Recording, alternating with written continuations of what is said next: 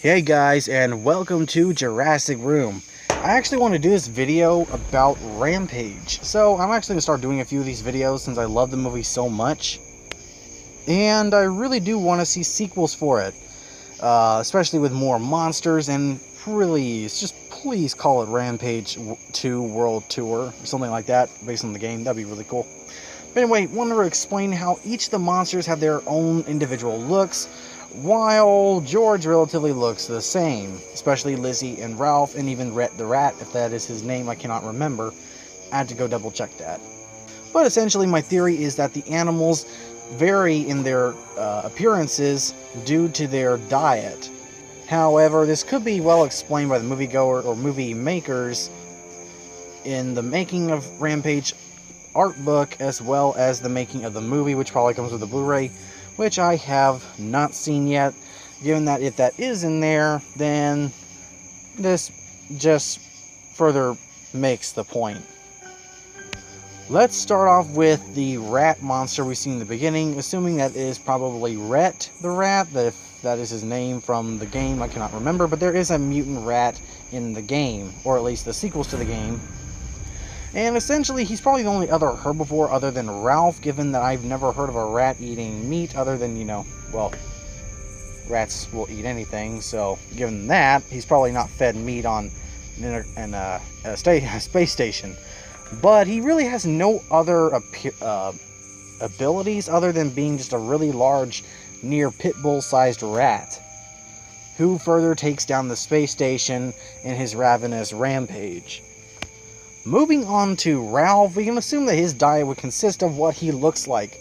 And let's start off, he's a giant wolf. And he has porcupine-like quills, which he can shoot out, which can pierce through steel, as well as a pair of gliding wings that he can glide through the trees in, which we saw him take out Joe Manganiello's team in the movie. So we can assume that his diet would probably consist of, coincidentally, flying squirrel and North American porcupine, as well as being a giant wolf. And moving on to Lizzie, really Lizzie's appearance looks like basically a mutated crocodile with tusks and gills, so we can assume that other than being a giant crocodile, she has the tusks given from a wild boar, which are invasive in Florida and the southern states. And she probably gets the gills from fish that she eats since she's a crocodile.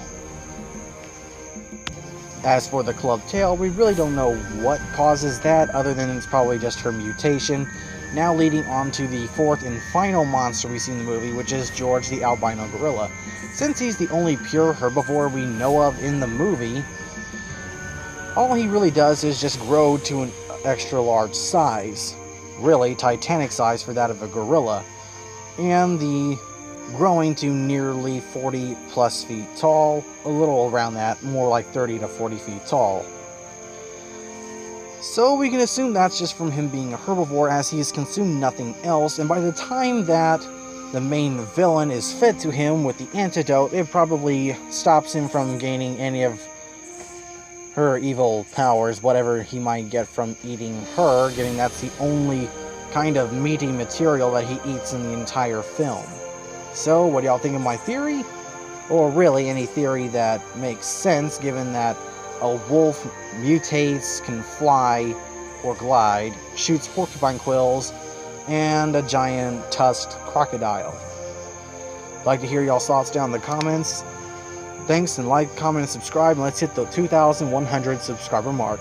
And like especially if you want to see another Rampage themed video.